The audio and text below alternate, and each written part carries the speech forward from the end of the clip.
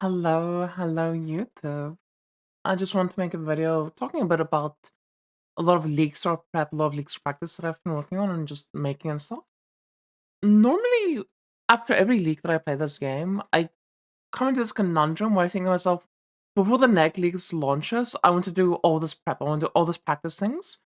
And then a few days before the league, when I actually want to do it, I'm left in a situation where the game is pretty much like all the markets are dying, no one's playing anymore, everyone's just waiting for the next league to start. So I decided this league to actually get started early and just do some testing. And, well, ideally, I do want to do a lot more testing. I don't have infinite time, and even with infinite time, it's like I don't always just want to play this game. I sometimes do want to do other things, like a new PoE league is coming out soon. So I just want to make a quick update video of what I found so far and what I was testing for. So the first thing is what is the goal basically?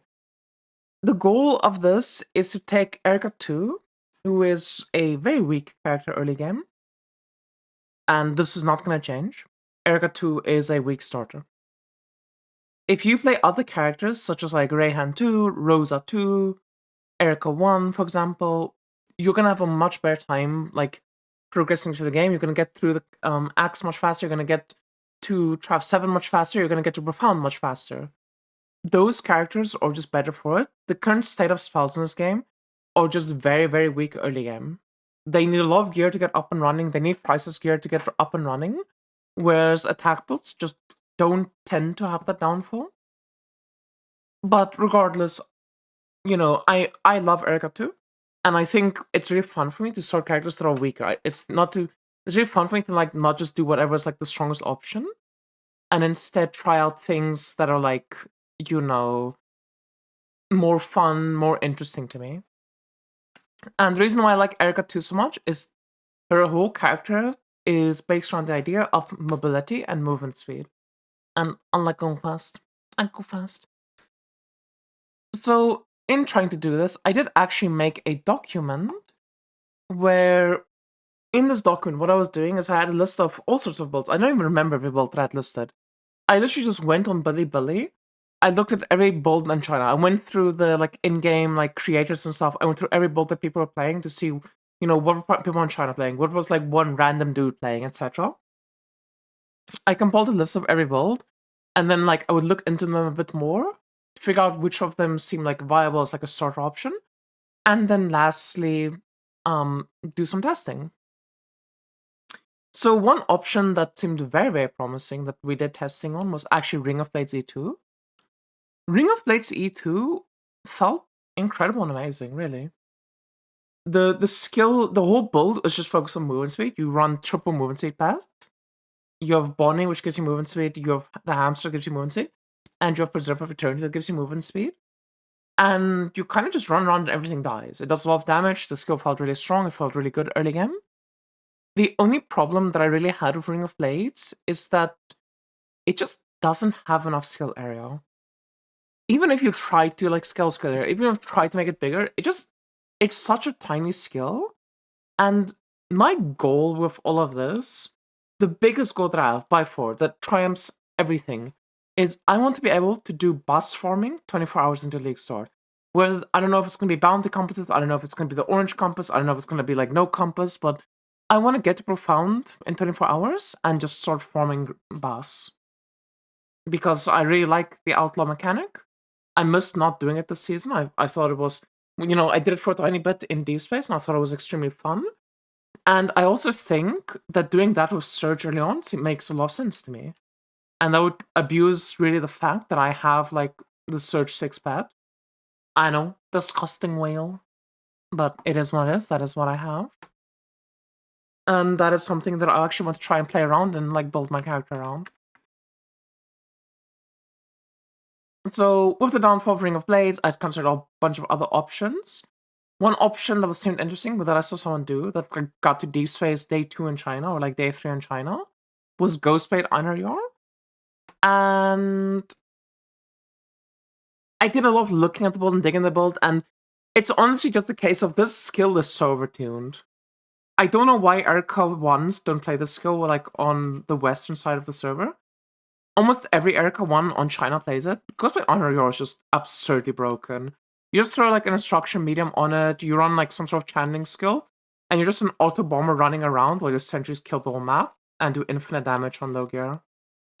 But I just kept running the same issue of why play this on E2 when I can just play it on Erika 1, when Erika 1 just makes more sense to me. Another option that I haven't actually tested out yet, mostly because I just didn't get around to testing it out, and I don't have FP to do any more testing right now, was Arrow Einaryor E2. I've heard a lot of good things about Arrow Einaryor from people, and I had issues initially with Arrow Einaryor when I played it like a few seasons ago, but all of those issues kind of got fixed. So one issue that Arrow Einaryor used to have is that your Euro trait kind of just didn't work with it on E2. Because for some reason, when they reworked Erika 2 for the first time, they made it that this talent that you have had like another like downside on it, which is like every time you do damage, you reduce the duration of your num by 0.1 seconds. And Arrow Einaryor is a type of skill where it's like with very low investment, you get to like 40 attacks per second, 50 attacks per second. It's like absolutely absurd just how quickly the skill like attacks and stacks up cast frequency, which made it that as soon as you applied num, you instantly lost all the num. Now that did get changed actually this patch on E2, that random line on your trade just got removed, which did make Arrow Einaryor now a plausible option to play. But on top of that, the skill itself just seems very strong and like a legitimate skill that the big issue that I had when I played in the past is I didn't like the tracking area of the skill. It felt too short range for me. But something that I recently actually learned is that if you scale skill area, it also scales the tracking range in Arrow Einaryor. It doesn't say anywhere that it would, but it just has that interaction. Which means scaling skill area not only makes the AoE of the skill bigger, it also makes the tracking area bigger, so you can off-screen more of it. And that alone like makes it as a very tempting and strong option in my mind. I will try to get around to like testing this eventually, but that's probably only going to be after PoE, which, you know, I want to get the video out now. And then closer to League launch, once we have patch notes, I'll hone in a bit more on like one build archetype. Another good option is just Ground Checker 8-2. Ground Checker is just an extremely strong skill. Demolisher skills are really strong, Ground Checker is really strong. I saw a very interesting build by this from someone in China, where what they did is they went fervor stacking with Ghost Slaughters, and then on top of doing fervor stacking Ghost Slaughters, they also just scaled movement speed with like for every 10 points of fervor, get 1% movement speed slate. And they had that slate like times 6, and you know, just the videos of it, the gameplay of it looked really strong.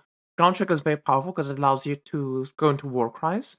I still think War Cries is one of the strongest like mechanics in the game. It's absurdly broken.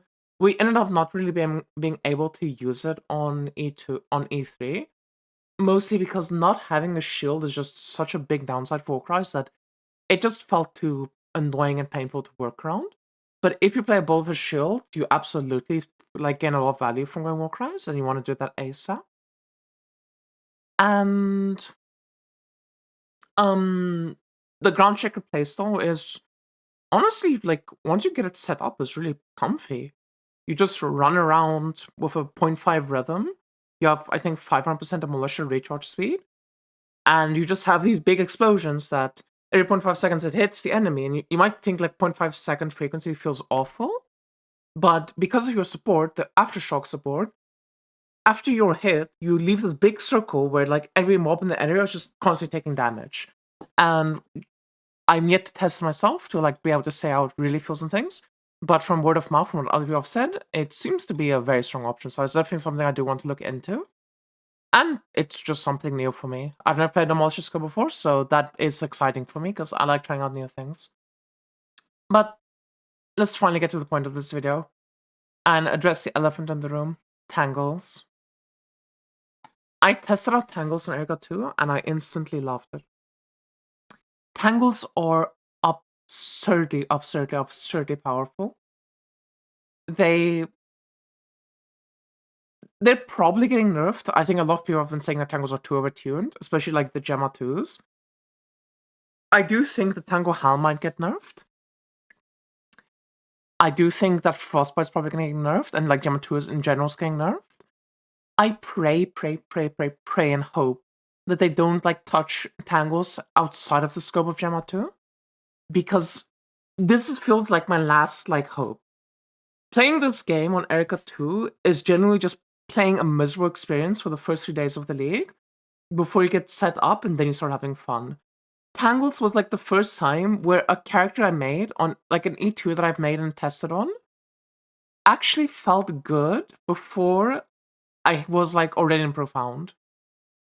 Normally Erika 2 is like you suffer all the way to Profound and then you have a good build and it feels nice. But everything along the way is just pure and utter suffering. When I was like doing my time walks, I'm just running around with over 200% movement speed, going full movement speed pants, using my tangles and one-shotting everything I see. And that felt amazing. So that's going to be the focus of this document, and that's also going to then be the focus about my talking points, or just what I want to share with people. So I did a lot of testing of Tangle, and one thing that became apparent to me extremely early on is you do want Grace Boots. Grace Boots is an item that you don't get from your troves. Unfortunately, you are just going to have to either hope an RNG to get it, which actually in my SSF run, when I was testing all of this out, I happened to drop it. Otherwise, you're unfortunately just going to have to pay that 1 FE tax to someone. You know, at least if you pay the 1 FE tax, you can buy one of energy. You don't have to buy like an item level 14 one. Or even getting a friend who's playing a spellcaster to just like gift you the boots. Whatever it may be, like you're gonna have to find a way to get Grace Boots because it does not come from the trove, so we can't target it. But it's a very, very common unique. It's not a pain in the ass to get. This is absolutely mandatory for Tangles. It feels absolutely amazing. You definitely want to get it. It's such a powerful item, and it completely fixes focus blessing generation. Because this build actually struggles with focus blessing generation outside of Grace Boots. At least very early on. Later on, you can get Heart of Magic instead to replace Grace Boots, which that felt pretty decent. Rocks and Bracers are very interesting to try out. They give you +2 jumps. They just make your clear feel really good. And like as an early option, it's just gonna make the clear feel really good when you're just getting through the time marks. When you're eventually just clearing through time mark 7 to try and get to time mark 8 instantly. This build needs basically nothing to get to time mark 8. I'm gonna actually do a test setup, like a bit more testing on this specifically, seeing like what's the minimum requirements to get to time mark 8. But essentially, like by the time you reach time mark 7 and do the Traveler, you're like ready to go to time mark 8. This build feels extremely safe to play. The fact that you're playing a ranged spellcaster that just like puts a brand down. So like you don't even have to be close to your brand, you just put it down and it starts killing things. Makes it extremely, extremely safe to play. And it's just very advantageous for you as a ZHP build to then just focus on scaling damage, and you can get a lot of damage out of this. Some early uniques to consider is, before you have like T1 weapons, you kind of just go double Oversight. +4 spell levels is extremely strong early on, and the movement speed you get occasionally is very nice. You can go in Electricity Amplifier. This only gives you 3+3 spell levels, but it also gives you additional max damage, which, bounces out to being like roughly equal of Oversight. This is simply a case of you just have to check which ones are cheaper. Alternatively, you can just, craft yourself weapons. You can make full T2 weapons, you can make full T1 weapons, whatever it may be. I'm not 100% sure about which stronger between these or T2 weapons. I think it's going to be very close. But the reason why I have these listed is just because in the early game, you tend to have a lot of FE, but you tend to be very strapped for like meow, meow, embers meow. and stuff early on. Because like getting like a bit of FE super early on, if you're cutting edge, is not that difficult. But actually getting like embers to craft with and flame stand is very difficult.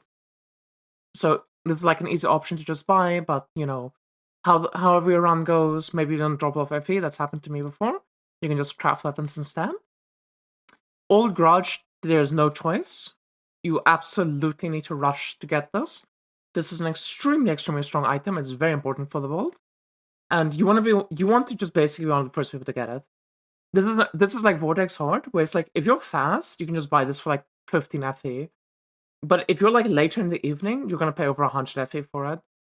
Thunder Jawbone comes from the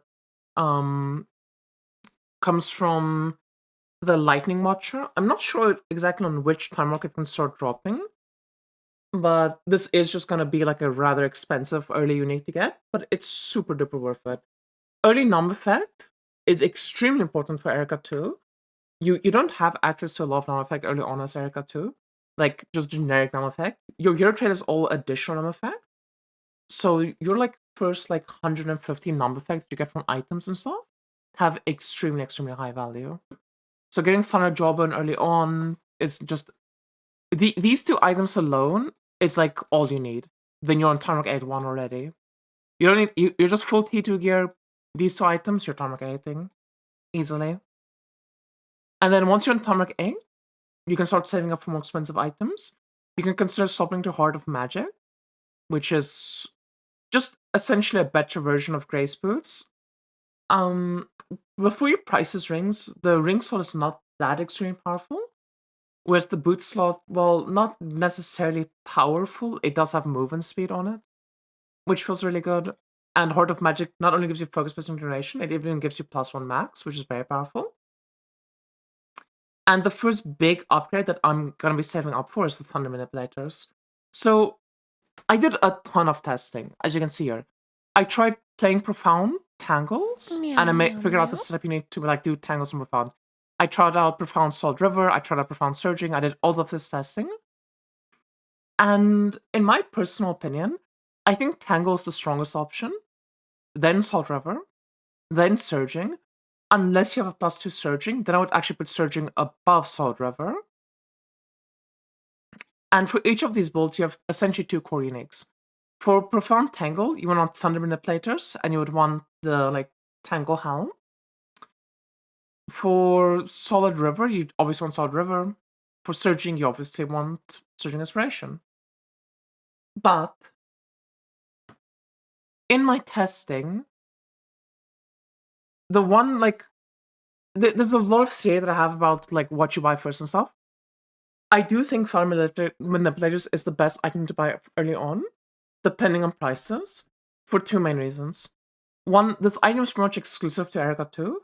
Very few builds outside of Erika 2 is really going to be wanting to use this. I'm sure there are builds, but most builds that are going to play Lightning Skill are just going to do Lightning to Cold conversion, because that just tends to be stronger. So in theory, this should be the cheaper one of the uniques to buy, but also the decision of what you want to take to Profound is actually going to come down on just popularity and prices at the time. I think this is something that I intentionally want to delay a bit, to like last minute decide, okay, am I doing Surging, am I doing Salt River, am I doing Tangle? So my personal suggestion is getting Thunder Manipulators, and then Void Embarkment feels absolutely amazing in this build. You have Chain Lightning, so it double dips with Chain Lightning because it's a Dex in skill. And it just gives you a lot of res, really strong item. Now, I try to stay away from Vorax items as much as possible because we simply just don't know anything about the Vorax items. We don't know how expensive they're going to be and stuff like that, or like the changes that can be made to them. But a Vorax helm that seems not too expensive, but this is a bit more on the expensive side. I do think there's like maybe cheaper options to go for, because I did learn that Frost was like rather expensive day one. Is something like this, where you get Numb Effect and Frostbolt.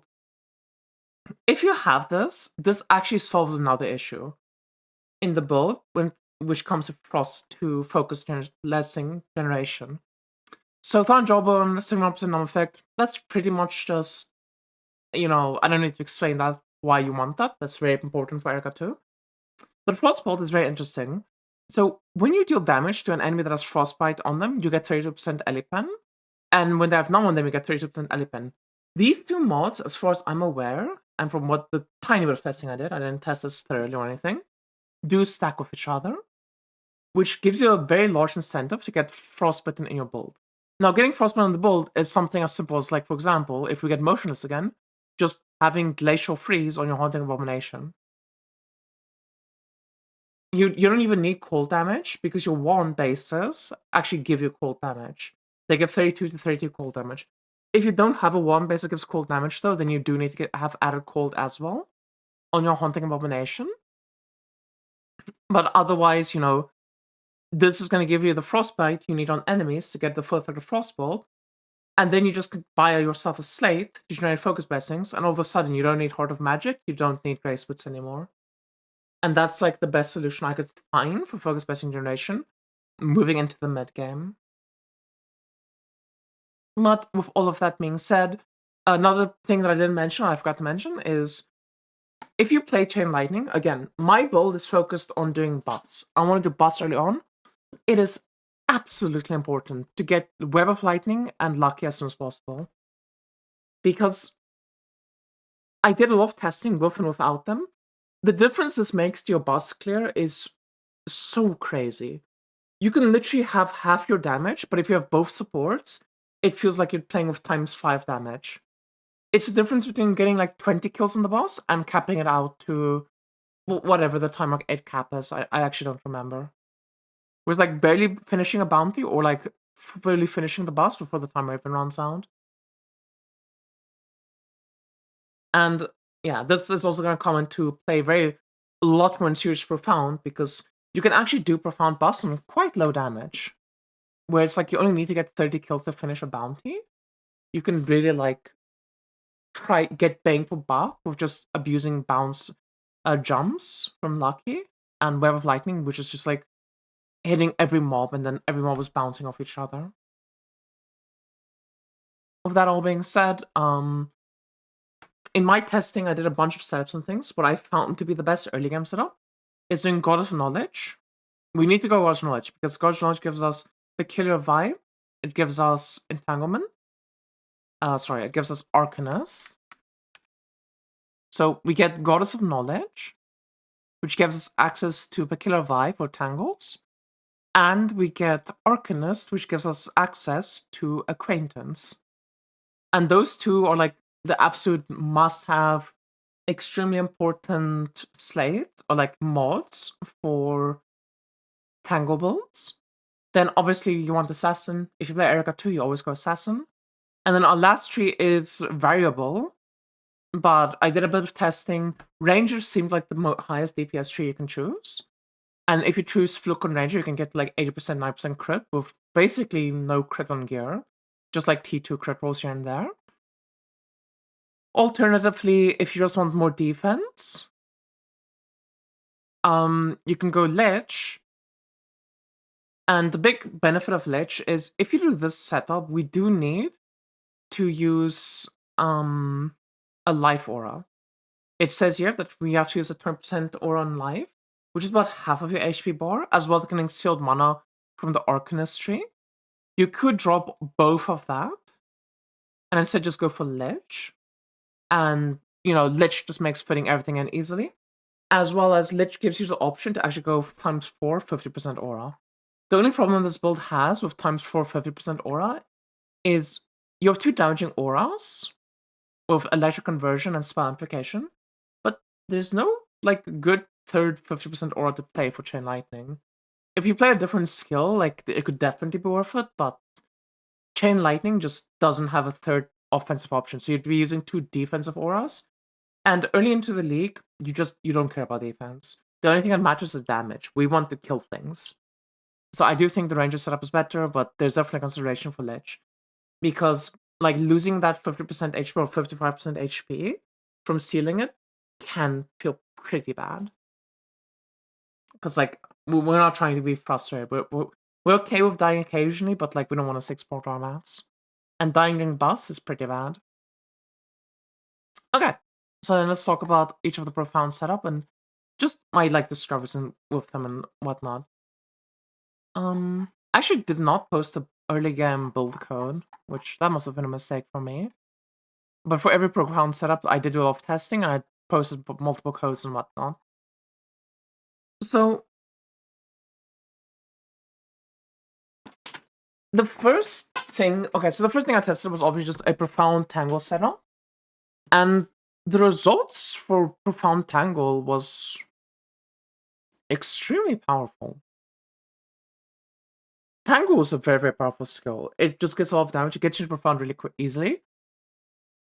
But I have two main issues of Tangle. The first issue is that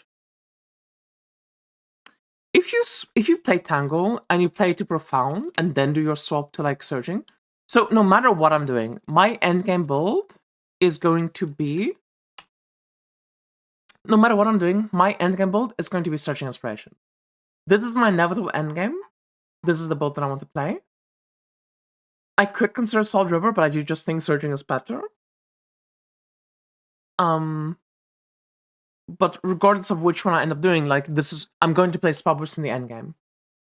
I don't plan on playing Tangle to the endgame. I don't like just spamming the right click button over and over again. And I want to, be an auto bomber that just walks around and kills everything. So the first like conundrum that I ran in with playing Profound Tangle, like playing Tangle to Profound, is I think you'll get into Profound much quicker with Tangle if you stick to Tangle. And you'll like much easier be able to like farm bus or whatever mechanic you want in Profound using Tangle.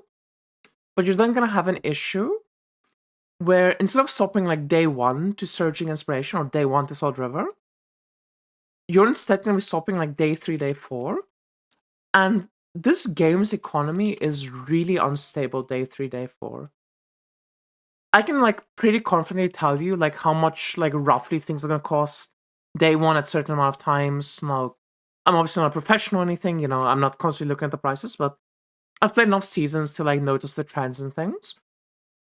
As soon as you come to like day 3, day 4 of the league, all of that goes out the window. If you can buy like a burst activation day 1 of the league for like 1 KFE, like at the end of the 24-hour mark for 1 KFE, day 3, that might cost you 1K, only 1K. Day 3, that might cost you 7 KFE. It's just anyone's game. Like, anything can happen. And that is the issue that I have with, like, going to Profound with Tangles, because, yes, I'll get there sooner into the league. Like, I'll get there sooner and faster. But the cost, the potential extra cost I'm gonna have to spend to swap this settings to Spellburst makes me just a little bit more suspicious about it as an option. And then also, another thing I dislike about Profound Tangle is I don't really want to spend 3 days playing a skill where I'm spamming right click. I can deal with a day of like, spamming my right click button to like do damage and stuff. But if I have to farm buffs for 2 days straight playing Tangles, I might actually go insane. Tangles just aren't as good as Spellburst for like killing boss. The extra damage more than makes up for it, but like it just feels frustrating. When you don't have enough damage for a Spellburst build, you're kind of just running around being like, damn, things aren't dying, this sucks. When you don't have enough damage from Profound, like on a Tangle build, you're like stretching your ass off, spamming right click, keeping every 2 seconds so you don't die, blah blah blah blah. It's like the fucking melee versus ranged and WoW meme on YouTube. It's just not a good time. And for that reason, I think I personally am not going to play Profound Tangle. I'm just going to swap to like Salt River ASAP or Surging Inspiration, depending on like how expensive a double crit Surging Inspiration is early on to the league. But with that being said, the testing stuff I did is like a setup like this where you're still in full T2 gear. Wait, was it? No, you're in full T1 gear.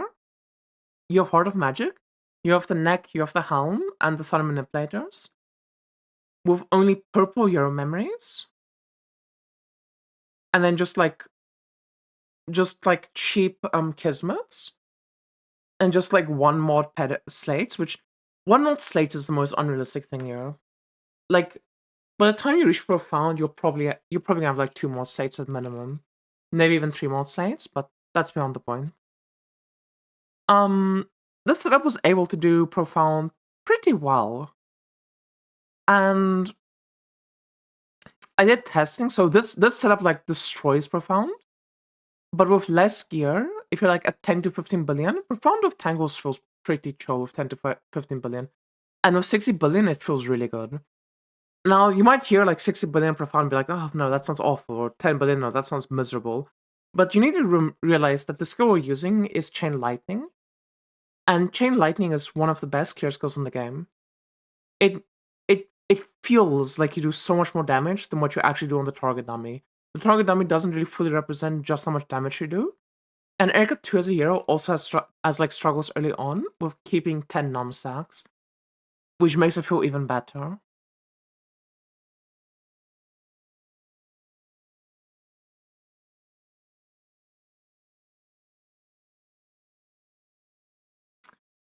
I did do a test where I was full T1 gear, and I just tried going to Profound with no helm or gloves. And then I used orange ear memories instead of the purple ear memories. And it felt somewhat doable for like doing Profound. Like this felt pretty doable for Profound with no big unique, which is absolutely insane. Like I'm gonna be honest with you. If you can do Profound on this gear level, like that is just an extremely powerful option. But the one big like negative that I felt of this is if you're crafting full T1 gear like day one of the league, you're really missing out on potential of like getting those big hitter uniques early while they're cheap. And even if it delays your Profound, I do think focusing on getting the bigger uniques is probably worth it. Because if you're reaching Profound, but you can't actually farm like any compasses on Profound, it's not that like massive a spike compared to like being able to do early compass farming in Profound. Also things to note, I am missing some potential damage on this character where it's like just things I didn't bother putting into the character. Not because I didn't think about it or I'm too lazy to do it, but rather just I would rather underestimate my league launch than overestimate it. So like I already mentioned the fact that all my slates were only one mod, and realistically you would have like 2 mod slates at minimum, or even 3 mod slates. Another thing I don't have is I just don't have any Dreamcrafts. You know, Dreamcrafts are a damage spike. I don't have any weapon sequences. Weapon sequences and Dreamcrafts just they're really cost effective early league. Like if you have a T1 wand, you should just do that. You should just get your weapon craft on it, you should do it a sequence on it. Yeah, it's a bit of money to spend, but the value you get out of it is like a 15% more damage for a character, sometimes 20% more damage for a character, depending on what you hit. Which is really fucking powerful. And those are the main things that I saw. That you could also consider getting an inverse prism on Arcanist to get the like, sealed mana and an extra focus blessing. But I think day one of the league, if you're trying to hit Profound day one, an inverse prism is kind of iffy. It's rather expensive for like the amount of damage you're getting, and you probably have better upgrades elsewhere to get.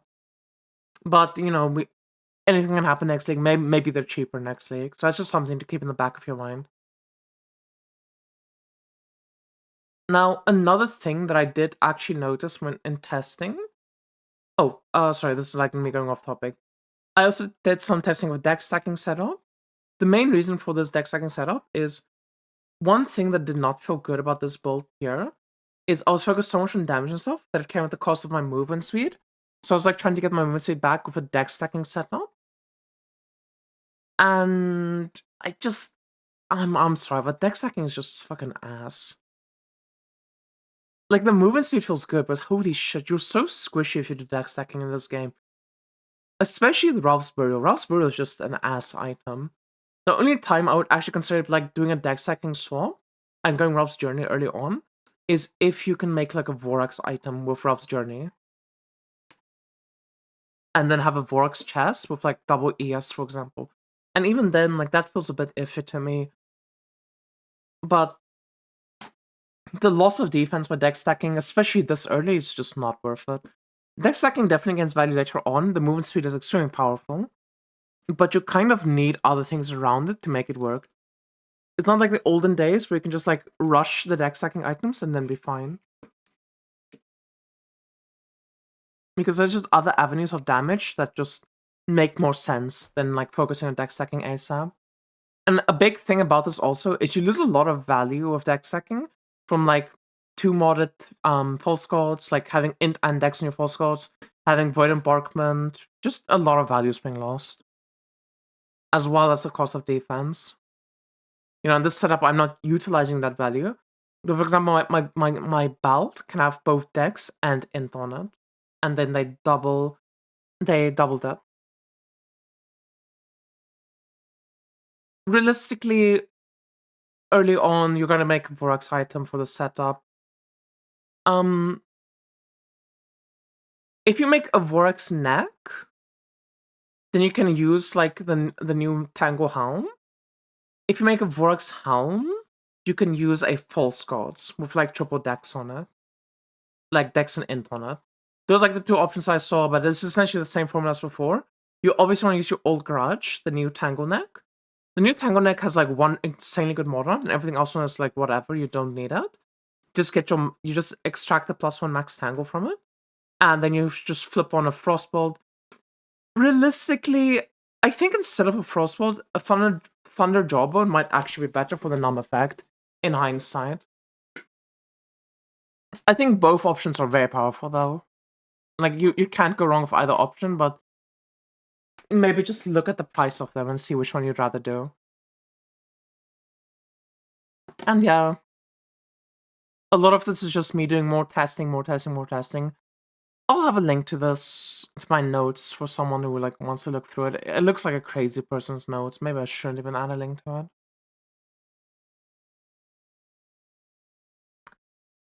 Okay, that was the profound Tangle setup. So let's look at soul-driven searching. The TLDR of both of these builds is Tangle in its current form is always going to be stronger than Burst, than like Spell Burst. But if they hotfix the spell, like the activation bug, whatever the fuck it is with Tangles, because right now, the way Tangles work is if you just do Tangle on cooldown, like you put a Tangle down, it expires, you put another one down, you're gonna do like almost half the amount of damage you do compared to someone that's just like spamming the right click button and using Tangle non-stop. And the amount of damage you gain varies depending on cast speed, because it's based on ticks or whatever. I don't care about the like details about it. I'm only playing Tangle for like day 1 of the league, and then I'm swapping off of it. If they do happen to fix that, which I think is very unlikely, I don't think that's something they're capable of fixing. I think it's too niche of a thing that's just like built into the system that they wouldn't know how to deal with it. Outside of maybe just giving Tangles a cooldown, which is gonna feel horrible. So with that in mind, Tangle's all gonna be better than Burst, Spell Burst.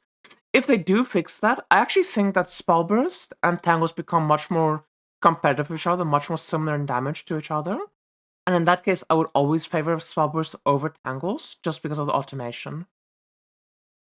The long and short of what choice you make between Soul and Surging is this. If you can day 1 of the league, get yourself a +2, like a corroded Surging Inspiration, with a burst activation, I would just send it.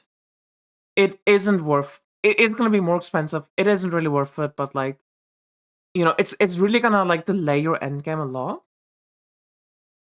But you know, you just send it because eventually that is my endgame that I want to have. However, if that's not an option, just buy Sword River. Sword River is so nice. Sword River comes with the activation medium built in. It's super easy to build around early on. It's super easy to scout the damage early on. Every time you get a max spell burst, it feels amazing. It allows you to also utilize the spell burst pet, Squirtle. You know, you can utilize Squirtle 6 fully, and get a +1 spell burst. It's actually quite a bit difficult to get +1 spell burst. But if you have access to Vorax items, like, it is definitely doable in Erika too. And doing so, doing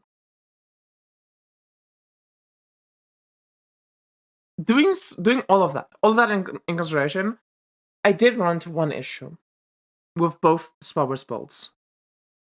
And the issue is priceless items. It felt like no matter how much testing I did, while on Tangles, it was rather easy to get setups that are able to, like, you know, full clear the bus, like finish bounties on the bus without any prices gear. Spellburst is just so much weaker than Tangles that it feels like no matter what you do, you end up in a situation where you're kind of forced into getting at least one Price's Wand. Because a lot of the damage of Spellburst, a lot of the value of Spellburst is hidden behind Price's mods. It's an issue that, like, the dot builds tend to have as well, where, like, they really want to just rush prices for the Price's mods. Unfortunately, you have the exact same issue of a Spellburst build. The only way that I really found around that was through Surging Inspiration. Specifically, the only way that I could actually do non-Price's Wand bounties was having a full unique, like expensive unique setup. So we have our Thunder Manipulators, we have Shattered Moonlight, which is a very, very strong item. That's part of the reason why it's so important to get a +2 Surging, because it gives you access to Shattered Moonlight, which is just an absurdly strong option, and Rouse Journey, and a triple dex False Gods. With all of these, and a +2 Surging Inspiration, only then was I really able to, like, comfortably do bounty compasses.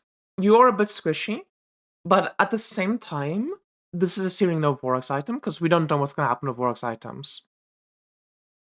But as soon as you drop to a non-+2 Surging Inspiration, you kind of need a Price's weapon in every setup.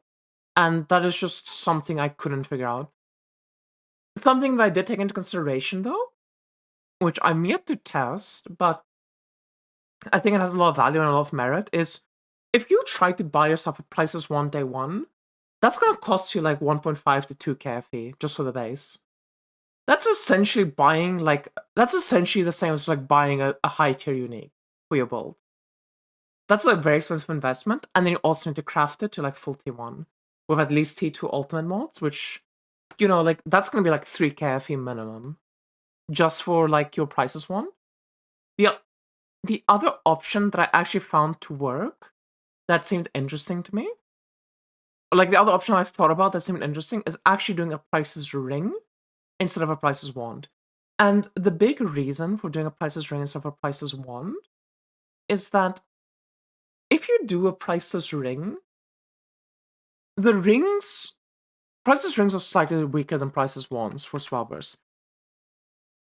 The reason for that is that with a wand, you get plus skill levels, which is like, you know, if you have a tier 2, it's like +2 spell skill levels, as well as you get like 4% additional hit damage with like spell burst, which that overall is going to come out to like a 70% more multiplier or so. If you instead have a double T2 ring, it's going to come out to closer to like 40 to 50%. You can have the DD, like the double damage on the ring, which is very powerful, and you're going to have the penetration. So it's gonna be like 40 to 50%. I haven't done exact numbers from that. You know, maybe you just get, because there's a lot of things, there's a lot of variables that it depends on, like whether or not you get armor pen versus ele pen, for example, things like that. But the base to buy the ring day one is like just a few FA. Like buying a whatever base FX like Price's Ring is super cheap. Buying a Price's Wand is like 1,500 to 2,000 FE. Which means for the price of one Price's Wand, you could, in theory, just buy 2 Price's Rings. And I think that was an option that I might look at more, especially nearing League launch, which could solve this conundrum for me. Because I'm kind of stuck in this pit when it comes to Erika 2, where it's like, not only do I need to fucking buy these expensive Spellburst items, but then I also need fucking Price's gear to even make the character like work in Profound. For like the strat that I'm gonna do, for like the content that like other builds can do on way less gear. But unfortunately, that is just the life of a spellcaster. That's just the life of an Erika too. So with all of that in conclusion, here's my plan for next league start. I'm gonna refine on this more. I might do some other testing, but I'm like 99% sure this is what I'm gonna do, because when I did a test run on it, it actually felt amazing. Which is, I'm gonna get to Atomic 8 ASAP, just get some minor upgrades to get to 8-1 on Tangles. The reason we want to farm 8-1 instead of Time Rock 8 is on 8-1 you start dropping Price's gear. And if you get lucky with Price's gear, you just win. You drop a Price's Rod, 2 KFE. You drop a Price's Wand, 2 KFE. You know, you just insta-win. So that I personally prioritize 8-1 extreme amount. And other prices bases in general just all worth a lot early on. And we're just gonna form bus surge on 8-1 for like the entirety of the first day until I can like at the end of the day I can like have like 2k liquid FP, and then I want to buy my Salt River whenever like a cheap one shows up. Or, you know, maybe there's a cheap surging inspiration, Listen, I'm willing to drop like 4k to get like +2 surging with the burst activation. But that's also just gonna depend on how the league is going, how my FE generation is going, and things like that, obviously. I'm gonna try and be opportunistic and take whatever opportunities I can get. It's something that I've learned that I'm gonna focus on doing ASAP is I'm going to rush to do compasses. I'm gonna try and use orange compasses, expensive compasses ASAP. Because day 1, day 2, those are just very cheap, and even if it's like Atomic 8, you can get value out of them. Especially if you have level 6 pets like I do. And the goal is to get to Profound as soon as possible. For me, personally, that is like 36 hours. If I can do it within 36 hours and I can run compasses in Profound, I'm pretty satisfied with what I've done. I know I said day 1, day 1, but let's be real, my day 1 is like 40+ hours. If I get to Profound and I'm doing Profound with compasses before I fall asleep, I'm happy with myself.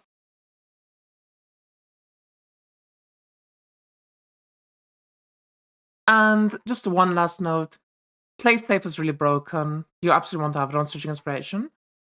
The Ranger tree is very broken. Keep It Up is very broken. The Warlock tree is exceptionally broken, and it's something you can consider into. Because the changes they made to Dirty Tricks essentially makes it a 76% more multiplier. If you have 1, a source of base element damage, and 2, at least 20% chance to inflict elements, ideally. Like 25% if you want to be safe.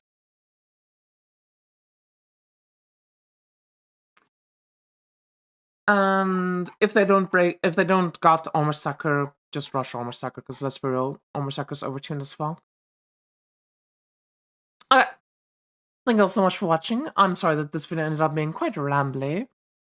I guess for a closing note, if all else fails, I'll just go check out Savannah CF3.